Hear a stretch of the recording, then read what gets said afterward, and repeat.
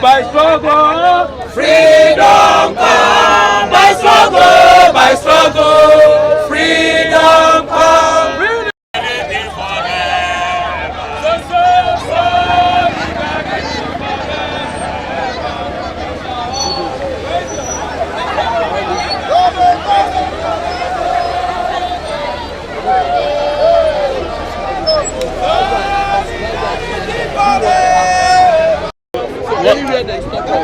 Now where are Johnny?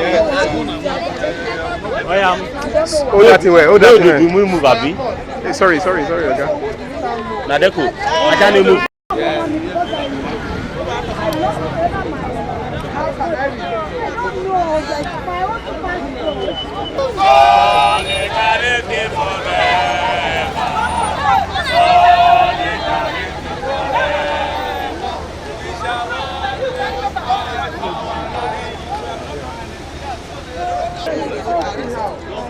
We just go like this. Is that what? Child.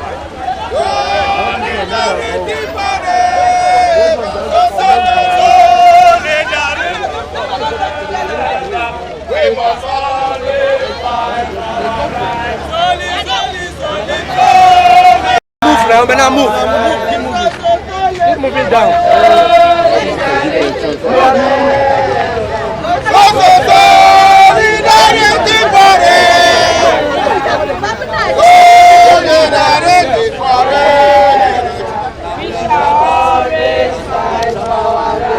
Okay, yes. What channel is this? Arise channel.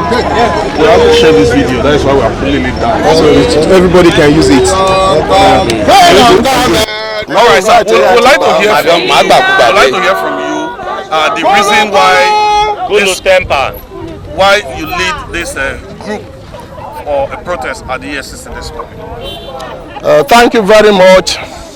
We are here on behalf of the people of Kogi State to express our dissatisfaction with the level of prosecution of the former governor of Kogi State. As Kogites, we are aware that Bello no longer has immunity, and therefore he should not be excused from being prosecuted. As Kogites, we are aware that it was 3 people that was initially it was 3 people that were being prosecuted, but today the only names that are on the prosecution list is Ali, Bello and Hudu. The question we are asking EFCC is, what of Rasheedat Bello, who was an accomplice in the matter? Is Rasheedat Bello also having immunity? The question we are asking too, we have seen Rasheedat Bello moving around the country attending functions. Why has she not been arrested till date? As of today, Bello is hiding in Kogi State Government House under a new law that he has made his stooge, the current governor, to prosecute, that there must be an immediate pass governor's house in Government House. We want to make this very, very clear that immunity of a governor does not amount to immunity of the Government House. The Government House is not a hideout for criminals. The immunity covers the person of the governor. And it is on this note we are calling on the EFCC to do the needful by arresting Bello and then prosecute Bello, investigate him, prosecute him along with the wife and 2 others, as we know originally that they are the accomplices in this matter. Now we are calling on Nigerian public to please take note of what gradually is building up in Kogi State.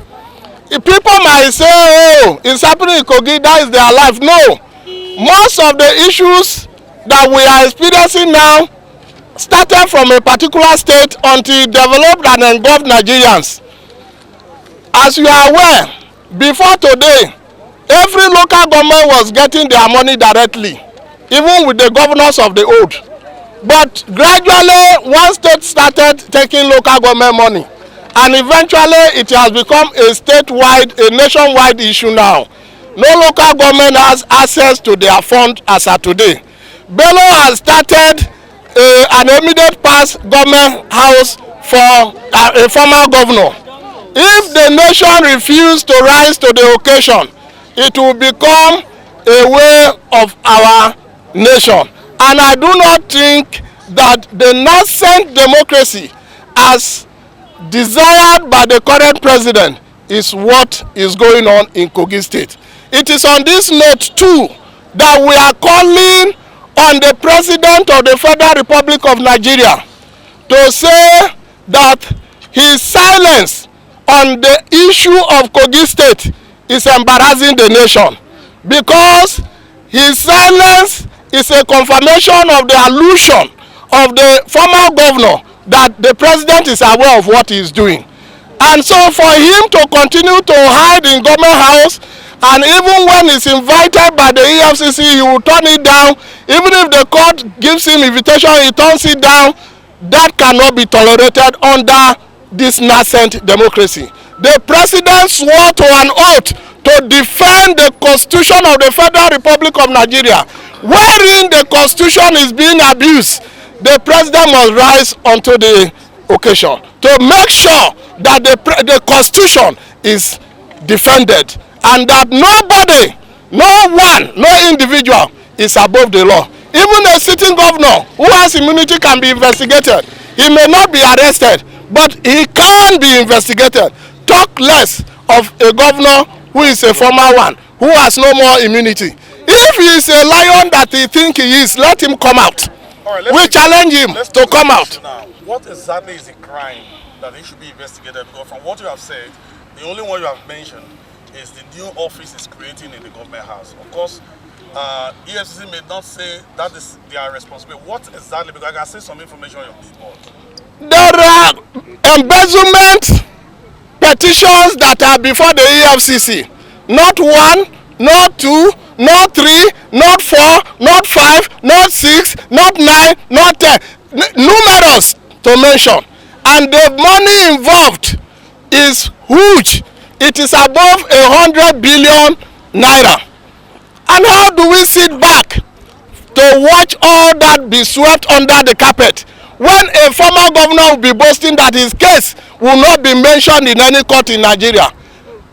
How can that be tolerated? So do we now crave public office to go and steal money and then reserve money to pay those who may want to prosecute us? Is that the style that we want to adopt in Nigeria as a way of our life? That people steal government money, impoverish Nigerians and get away with it. That is not what it's supposed to be. And we are asking the nation, all meaning Nigerians, well-meaning Nigerians, to come out to condemn this act of Yahaya Bello. He must face prosecution. He must face prosecution. He can't be exempted. My name is Achuba Simon, the former deputy governor of Kogi. It's going around the press houses to suppress information. This I have to let you know. And that is why some of the press houses are not here. I want to say it for public note. He's spending so much money to block news from going out. And that should not happen in this matter. We want to put it on record that as you are here, please air our view. If he likes, let him come and say his own and tell the world that he has done nothing, his hands are free. And then make himself available to EFCC. And not going from one television station to another, giving them money. But in no distant time, we will name the television station to Nigerians. That this is what Bello and them are doing. They are conniving with Bello to do what they are doing. We will make that known. Thank you. I'm Comrade Okpanachi Jacob, the secretary of Kogi Conscience Liberation Mandate, an organization that has been in the forefront of standing for the voice as a voice of the masses in Kogi State. And we are here today because of the crime, corruption that have subsumed Kogi State. If you notice, it has been in news and in public place that for the past 8 years and above, Kogi civil servants have always received less than 80% of what is due them without a cogent reason of why that is so. This has brought us to a social and economic malaise, and the people have been subjugated to untold poverty. Now, until we rise to make the world know that the posture that have been created, if not checked as a deterrent to others, will continue in a cycle. Not just a cycle, a vicious cycle that will lead to the drawing back of the Nigerian system on the whole. You can't have been a governor and be afraid of facing the EFCC. If you have a clean bill of health, come out. EFCC have tried so many governors in this country. Joshua Darie was tried. What is his name? Ojus Okalu was tried. Peter, what is his name? Was tried. A whole lot of governors have been tried in this country. Why some are still under trial? Why is the case of Kogi State different? And it suffices to say that there is something fishy happening. And to also bring to the notice of the world and the EFCC that what had led to what we are still protesting today is still on. The percentage salary is still on in this current dispensation.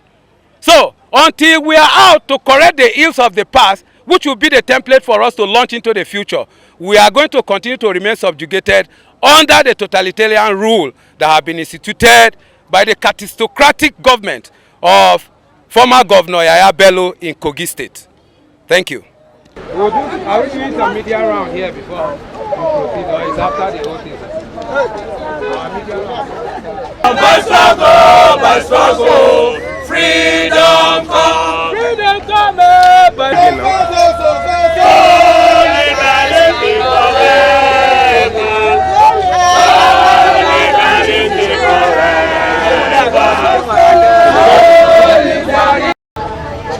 Wetin this lady dey do there now? Make she comot there now.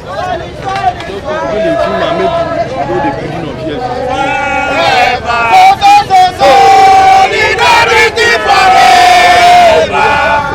Solidarity forever. We must always fight for our rights. Solidarity forever. Solidarity forever. Madam.